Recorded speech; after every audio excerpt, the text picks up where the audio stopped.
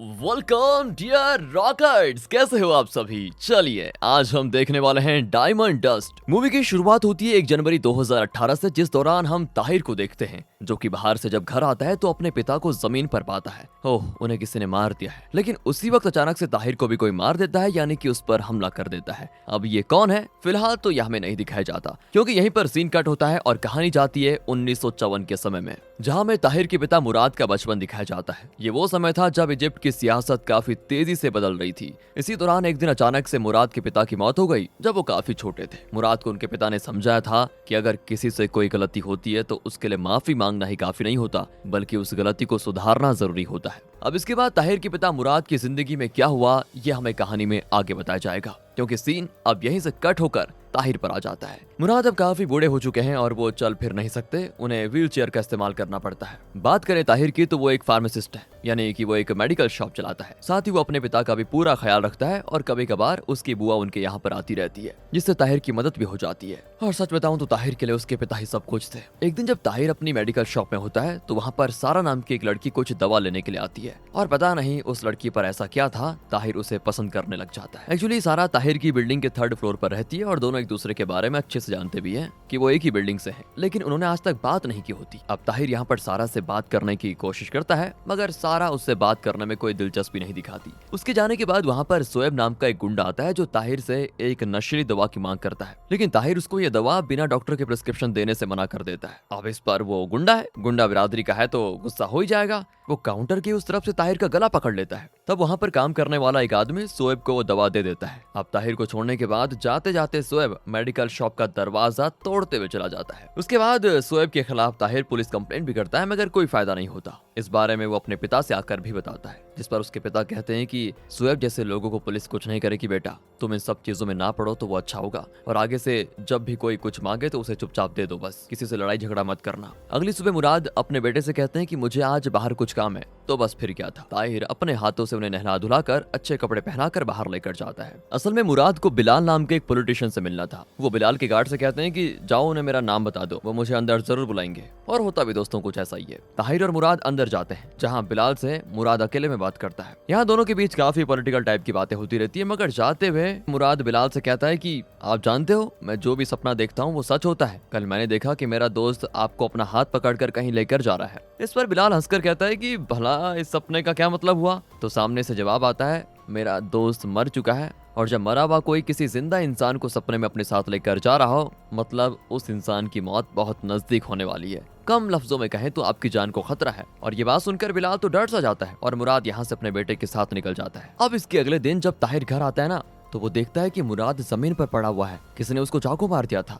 वो इससे पहले कुछ समझ पाता, कोई उससे भी मार देता है, जिससे ताहिर बेहोश हो जाता है। वो बिल्कुल कोमा में चला जाता है। उसकी आंख हॉस्पिटल में पूरे 1 हफ्ते के बाद खुलती है। ताहिर कोमा से बाहर आते ही डॉक्टर से अपने पिता के बारे में पूछता है, जिस पर सीनियर इंस्पेक्टर सुल्तान उससे कहते हैं कि वो दूसरे कमरे में आराम कर रहे हैं, तुम अभी होश में आए हो, उनसे कुछ देर में मिल सकते हो। पहले तो मुझे ये बताओ कि तुमने देखा क्या उस दिन। यहाँ नर्स सुल्तान को पूछताछ करने से रोकती है, लेकिन सुल्तान उसकी एक नहीं सुनता। फिर सुल्तान को ताहिर बताता है कि जब मैं घर आया तो अब्बा नीचे जमीन पर पड़े हुए थे और तभी किसी ने मुझ पर हमला कर दिया। मैं देख तो नहीं पाया कि वो कौन था, पर अब्बा एक दिन पहले बिलाल से मिलने गए थे, लेकिन उनके बीच क्या बातें हुई ये मुझे नहीं पता, मगर बिलाल उनसे मिलकर खुश नहीं था। मुझे तो उसी पर शक है कि कहीं उसी ने अब्बा पर हमला ना किया हो। अब यहाँ ताहिर खास करके शोएब पर ज्यादा शक जताता है। शोएब दोस्तों वही जिसने उसकी दुकान से वो नशीली दवा ली थी, क्योंकि उस घटना के बाद ताहिर ने उसकी पुलिस कंप्लेंट भी करवा दी थी। हो सकता है उसी ने करवाया हो। ये सब कुछ जानने के बाद सुल्तान ताहिर को बता देता है कि उस दिन एक्चुअली तुम्हारे पापा की मौत हो गई थी। ये सुनकर बेचारा ताहिर रोने लग जाता है। अब कुछ दिन हॉस्पिटल में रहने के बाद आखिरकार ताहिर को डिस्चार्ज मिल जाता है,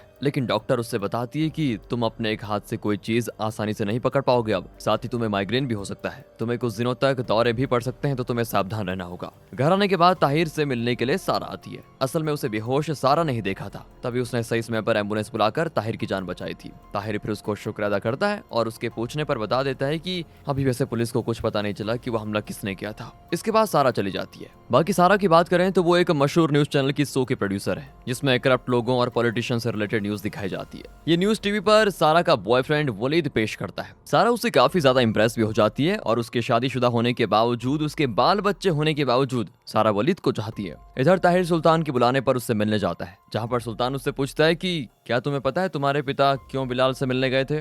इस पर ताहिर ना में जवाब देता है। यहाँ ताहिर सुल्तान से अपने पिता की केस फाइल देखने के लिए मांगता है, जिसके मुताबिक मुराद के सर पर दाहिनी तरफ वार किया गया था, यानी कि किसी बाएं हाथ वाले आदमी ने यह काम किया है। सुल्तान ताहिर से बताता है कि हमें कोई भी सुराग वैसे अभी तक तो मिला नहीं, क्योंकि वहां पर तुम्हारे मुराद और तुम्हारी बुआ के अलावा किसी के फिंगरप्रिंट्स नहीं थे, और दरवाजा या खिड़कियां भी बिल्कुल सही सलामत थी। मतलब कि जिसने भी मुराद को मारा है वो उसे अच्छे से जानते थे, नहीं तो भला मुराद उसके लिए दरवाजा क्यों खोलते। बाकी रही बात शोएब की, तो वो उस वक्त कहीं और किसी और के साथ था, तो उसे भी हम अरेस्ट नहीं कर सकते। अब सुल्तान की बातें सुनने के बाद ताहिर जब घर आता है तो वो अपने पिता की किताबें और बाकी सारा सामान वगैरह देखने लग जाता है। उसे इसी दौरान एक किताब मिलती है जिसके अंदर मुराद ने एक डायरी छिपाई हुई थी, जिसमें उन्होंने अपनी जिंदगी की कहानी लिखी हुई थी। इस डायरी को ताहिर पढ़ने लग जाता है। इसी के साथ कहानी फिर से मुराद के बचपन यानी 1954 में जाती है। पिता की मौत के बाद मुराद और उनके परिवार को पैसों की वजह से काफी दिक्कतें हुई। मुराद के पिता के एक दोस्त जिनका नाम जाकिर था, उन्होंने मुराद की पढ़ाई पूरी करने का जिम्मा अपने कंधों पर लिया और साथ ही मुराद को एक हीरे की दुकान में काम पर लगवा दिया, ताकि वो पढ़ाई के साथ साथ कुछ पैसे भी कमा पाए।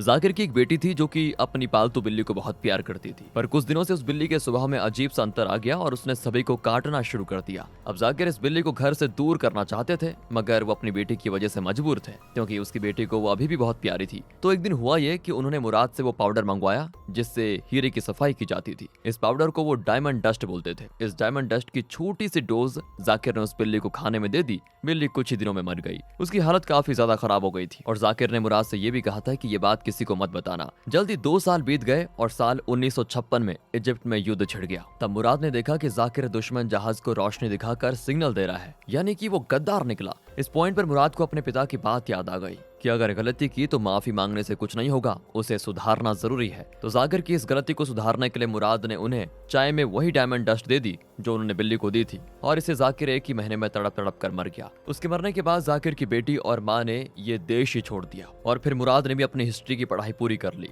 साल 1967 के युद्ध में वो सेना में शामिल होकर लड़ाई के मैदान में भी गया। फिर वो वापस आकर हिस्ट्री टीचर बन गया। लेकिन मुराद की जिंदगी तब बदल गई जब उसे एक ब्लैक सर्जरी हुई। इस सर्जरी में कुछ अनजान गलतियों की वजह से मुराद की कमर के नीचे का हिस्सा पैरालाइज्ड हो गया और वो व्हीलचेयर पर आ गया। इसी वजह के कारण मुराद की पत्नी उसे और ताहिर को छोड़कर चली गई। अब मुराद के पास लोगों की जासूसी करने के अलावा कोई काम नहीं था। उसने कई किताबें लिखी और बड़े बड़े लोगों से अपनी जान पहचान बढ़ाई, ताकि वो आसानी के साथ पॉलिटिशियन, बिजनेसमैन और ऐसे ही लोगों को सजा दे सके जो देश के साथ गद्दारी कर रहे हैं या किसी करप्शन में शामिल हैं। उन्होंने इसी डायमंड डस्ट से कई लोगों को मारा। इसी डायमंड डस्ट को देने के लिए मुराद बिलाल से मिलने गया था, क्योंकि बिलाल हर बार इलेक्शन जीतने के लिए काफी सारी गलत चीजें और अपराध वगैरह करता था, सिर्फ इलेक्शन जीतने के लिए। लेकिन आज वो बीमार पड़ा हुआ है। दोस्तों, मैं आपको बताना भूल गया कि ताहिर को कॉल करके एक डॉक्टर ने कुछ दवाओं और इंजेक्शंस वगैरह का ऑर्डर दिया था। असल में वो डॉक्टर बिलाल के यहाँ था। तो ताहिर ये सब कुछ लेकर वहां पर गया और उसने बिलाल को अकेला पाकर उससे कई सवाल किए। वो कहता है, आखिर मेरे पिता तुमसे क्या कहने आए थे उस दिन? जिस पर बिलाल ने बताया कि वो अपने किसी सपने की बात कर रहे थे जिसमें उन्होंने मेरी मौत देखी थी। हालांकि फिर डॉक्टर के वहां जाने की वजह से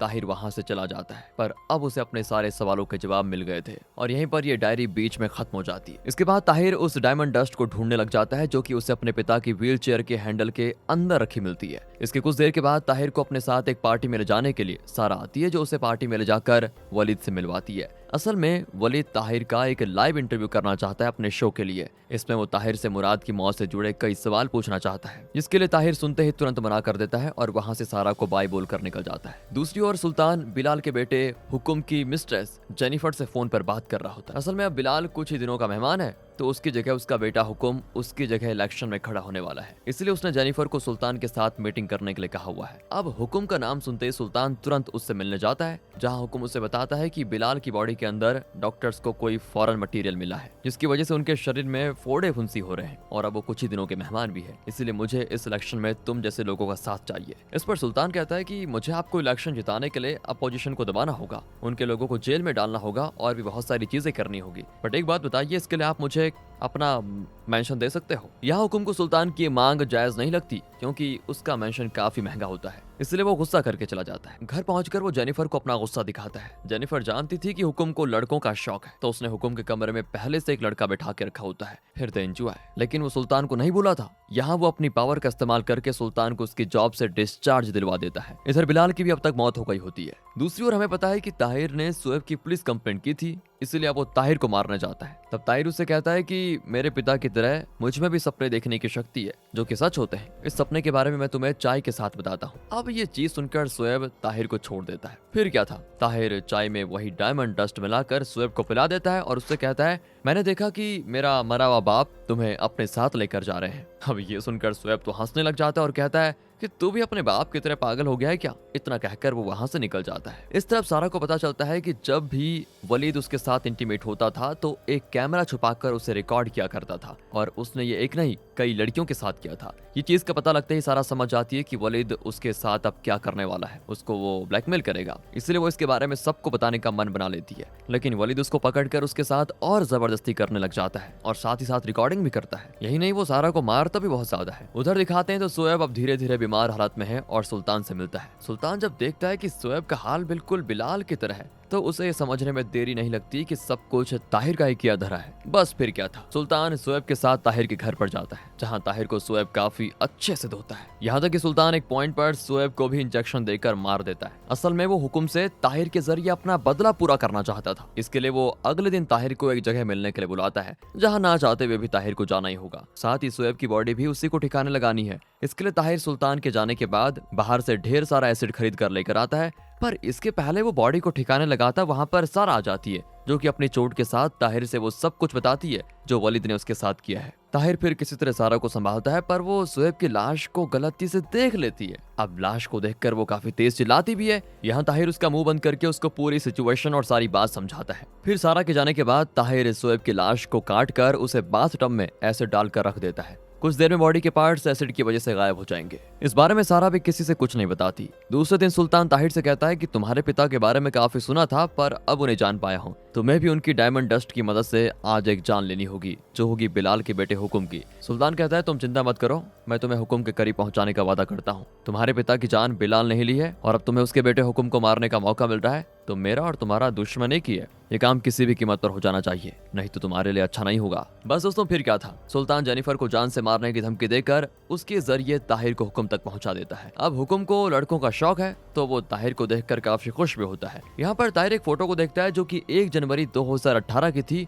और इसमें बिलाल अपने परिवार के साथ था। उस दिन वो देश से बाहर परिवार के साथ घूमने गया था, तो अगर वो देश से बाहर था तो वो मुराद को कैसे मरवा सकता है। यही सोचकर ताहिर उसे डायमंड डस्ट देकर अपने घर पर आ जाता है और कुछ और ढूंढने लग जाता है। उसको अपने पिता की एक और डायरी मिलती है जिसमें मुराद ने लिखा हुआ था कि वो असल में बिलाल की जासूसी कर रहा था, जिसके लिए सुल्तान और शोएब काम करते थे। तो हुआ ये कि इस पॉइंट पर मुराद ने पहले शोएब को अपना शिकार बनाने के लिए चुना, क्योंकि कानून का रखवाला अगर देश का गद्दार और करप्ट ऑफिसर होगा जो पैसों के लिए कुछ भी कर सकता है, तो ये बहुत बड़ा नुकसान है देश के लिए। लेकिन उस समय हुआ है कि सुल्तान पहले से मुराद से 2 कदम आगे था और उसे पता लग चुका था कि मुराद उसको मारना चाहता है। इसलिए उसने शोएब के जरिए उस दिन मुराद को मरवाया और उस वक्त असल में मुराद ने ही शोएब के लिए दरवाजा खुला था। यहाँ पहले उसने मुराद को मारा और फिर जब ताहिर आया तो उससे भी बुरी तरह मारा। और अब दोस्तों, ताहिर के सामने पूरी पिक्चर क्लियर हो चुकी थी, तो वो एक होटल में सुल्तान को मिलने के लिए बुलाता है, जहाँ से उसने पहले ही शुगर पैकेट्स चुरा लिए थे और उनमें डायमंड डस्ट मिलाकर नए पैकेट्स बना लिए थे। फिर जब सुल्तान उससे मिलने के लिए वहां पर आने वाला था तो उसने वहां पर पहले ही वो पैकेट्स बदल कर रख दिए थे जो वो अब चाय में पीने वाले थे।